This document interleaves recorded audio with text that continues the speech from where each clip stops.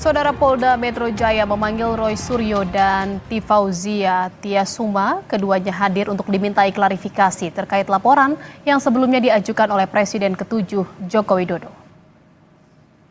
Kabid Humas Polda Metro Jaya, Kombes Ade Ari menyebut tim penyelidik sudah menerima sejumlah barang bukti untuk proses penyelidikan tudingan ijazah palsu Jokowi. Di antaranya beberapa dokumen fotokopi ijazah, printout legalisir, dan fotokopi cover dari skripsi dan lembar pengesahan. Tim penyelidik masih terus melakukan penyelidikan untuk mengungkap kasus tudingan ijazah palsu Jokowi, apakah terdapat unsur pidana atau tidak. Jadi objek perkara penanganan kasus ini adalah pernyataan yang mengandung fitnah dan pencemaran nama baik melalui media sosial atas tuduhan ijazah palsu S1 milik pelapor, kemudian skripsi, berikut lembar pengesahan. Sementara itu, saudara, usai diperiksa, Roy Suryo mempertanyakan sejumlah hal, diantaranya soal pasal Undang-Undang ITE yang digunakan. Menurutnya, pasal yang dipakai penyidik tidak seharusnya digunakan tanpa adanya bukti berupa dokumen elektronik dan tidak digunakan untuk mempidana seseorang. Ya, di samping pasal 311, 310, 27 ayat A, ada juga pasal yang mau dimasukkan ke dalamnya, ya, pasal yang diselundupkan. Saya nggak tahu menyelundupkan siapa, ya gitu. Itu pasal 32 dan 35 Undang-Undang ITE. Kebetulan dulu saya ikut merancang Undang-Undang ITE bersama teman-teman yang lain. Pasal itu tujuannya, sekali lagi saya ulangi, adalah untuk transaksi elektronik supaya Indonesia itu diselamatkan dari perdagangan internasional dan kita bisa ikut. Bukan pasal untuk mempidanakan orang.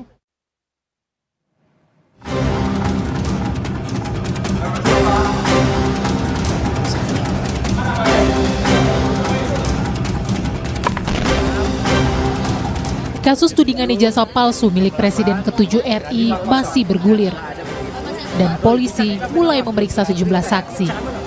Sebelumnya, Jokowi melalui kuasa hukum dan anggota keluarga yang ditunjuk telah menyerahkan ijazah miliknya ke Bareskrim Polri. Ijazah dan dokumen pendukung lainnya dibawa langsung adik ipar Jokowi, Wahyudi Andrianto, dari Solo. Jokowi menyatakan ijazah itu diserahkan guna keperluan penyelidikan dan pemeriksaan laboratorium forensik. Ia juga menyebut akan memenuhi proses hukum termasuk terkait dua laporan lain yang saat ini sedang berjalan, yakni di Polda Metro Jaya dan Sleman. Supaya tahu ya, di Bareskrim itu ada aduan dari seseorang menyerahkan berkas ijazah asli baik yang universitas sama yang SMA, SMP, SD kita berikan. Sampai sekarang masih di sana ijazahnya. Yang kedua ada yang kita melaporkan itu di Polda Metro, itu beda lagi. Tolong ada lagi yang di sini di Solo itu Perdata, beda lagi. Sementara itu, Ketua Umum PDI Perjuangan Megawati Soekarno Putri menyinggung polemik ijazah milik Presiden ke-7 Joko Widodo.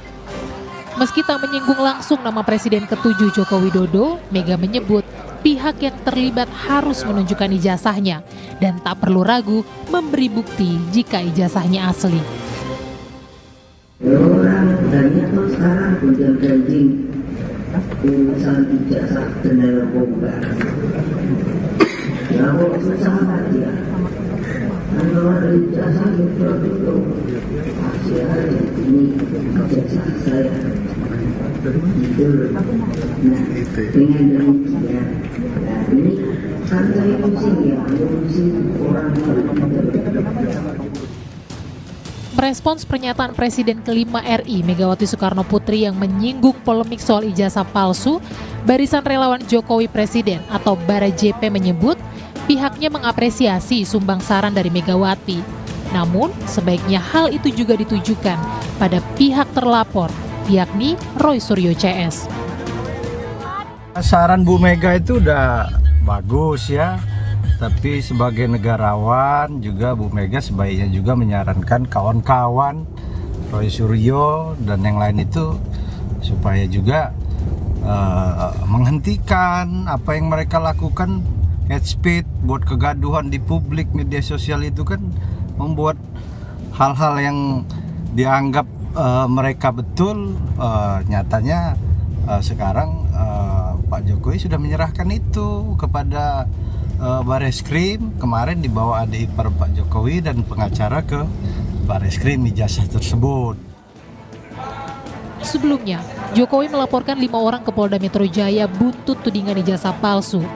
Kelimanya yakni inisial RS, ES, T, K, dan RS.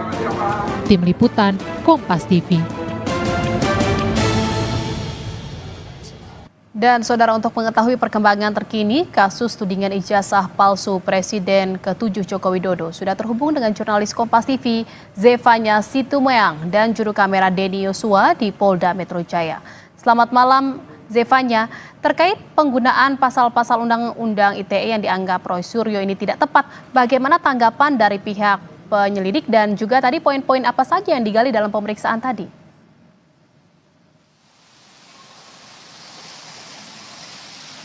Ya Jihan, memang selain Undang-Undang ITE ada juga UU lain begitu ya yang dikaitkan dengan kasus ini, di mana kalau dari Yaakob Hasibuan ini mengaitkan dengan pasal 310 dan 311 KUHP tentang pencemaran nama baik, kemudian dengan UU ITE antara lain di pasal 27A, pasal 30 dan pasal 35. Memang belum ada tanggapan begitu dari pihak tim penyelidik terkait dengan tanggapan Roy Suryo yang memang menyebut bahwa sangat disayangkan jika memang kasus ini dikaitkan dengan Undang-Undang ITE, karena seperti yang sudah disampaikan tadi, Roy Suryo merasa seharusnya Undang-Undang ITE ini tidak untuk memidanakan seseorang begitu. Tapi kita nanti tentu akan menunggu bagaimana pernyataan atau tanggapan dari tim penyelidik sendiri, karena memang kalau kita ketahui untuk mengaitkan dengan Undang-Undang ITE tentu harus ada barang bukti yang berkaitan dengan barang bukti elektronik juga begitu ya, seperti yang disampaikan oleh Roy Suryo tadi. Sehingga kalau kita melihat dari barang bukti yang sudah terkumpulkan oleh tim penyelidik saat ini, seperti yang sudah saya dapatkan dari Kabid Humas Polda Metro Jaya, Ade Ari ini menyebut dari tim penyelidik ini sudah mengantongi satu buah flash disk berisikan 24 link video YouTube dan konten pada sosial media X. Kemudian ada beberapa dokumen fotokopi ijazah milik pelapor Joko Widodo, kemudian juga ada print out legalisir, lalu ada fotokopi cover dari skripsi dan lembar pengesahan. Sejumlah barang bukti ini tengah dikumpulkan oleh tim penyelidik dan sedang dalam proses penyelidikan lebih lanjut oleh Ditreskrim Polda Metro Jaya. Kemudian juga sejumlah saksi, kita ketahui sebanyak 24 saksi kurang lebih ini telah memberikan klarifikasinya atau keterangannya terkait dengan tudingan ijazah palsu Jokowi. Baru saja siang tadi ini Roy Suryo dan juga Dr. Tifa atau Tifauzia Tiasuma ini menjalani proses pemeriksaan oleh tim penyelidik, di mana tadi keduanya kurang lebih sama pertanyaannya oleh tim penyelidik, yakni seputar data-data pribadi kedua saksi ini. Kemudian juga ditanyakan oleh tim penyelidik seputar peristiwa tanggal 26 Maret 2025, di mana di tanggal tersebut Joko Widodo sebagai pelapor di tanggal 30 April 2025 melaporkan kejadian di tanggal 26 tersebut. Kalau dari Kabid Humas Polda Metro Jaya, Kombes Pol Ade Ari ini menyebut di tanggal 26 itu Joko Widodo sebagai pelapor ini menemukan sejumlah video yang berisi pernyataan terkait dengan tudingan ijazah palsu miliknya begitu ya, sehingga Jokowi ini kemudian memanggil ajudannya untuk mengumpulkan sejumlah barang bukti untuk bisa dilaporkan ke Polda Metro Jaya untuk diselidiki lebih lanjut. Sehingga dari barang bukti tersebut yang sudah dikumpulkan ini kemudian dipanggil sejumlah saksi-saksi. Kita ketahui diantaranya ini ada saksi berinisial RHS, kemudian RSN, berinisial TT, kemudian ES dan juga KTR. Nah, kelima saksi ini tadi ditekankan oleh Kombes Pol Ade Ari bahwa ini belum dinyatakan sebagai terlapor, tapi sebagai saksi.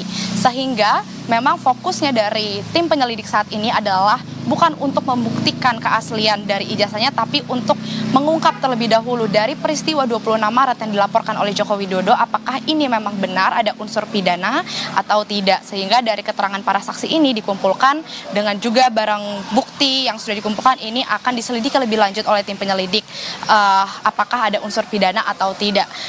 Kemudian juga Jihan dan juga saudara kita ketahui hari ini selain Roy Suryo dan juga Dr. Tifa, sebelumnya ini juga ada tiga orang di hari Rabu kemarin ini yang juga dipanggil oleh tim penyelidik begitu ya. Salah satunya yang menghadiri panggilan ini ada Mikael Sinaga juga. Nah, dari sejumlah saksi-saksi ini juga masih akan dilakukan proses penyelidikan, dan memang ada sejumlah saksi yang mangkir atau belum memenuhi panggilan dari tim penyelidik, sehingga ini masih akan dilakukan penjadwalan ulang untuk proses pemeriksaannya. Namun memang dari tim penyelidik belum bisa memberitahu atau menginformasikan kapan pemeriksaan ulang terhadap saksi yang belum hadir ini akan dilakukan. Jihan. Baik, terima kasih atas laporan Anda, jurnalis Kompas TV Zevanya Situmeng dari Polda Metro Jaya. Selamat bertugas kembali.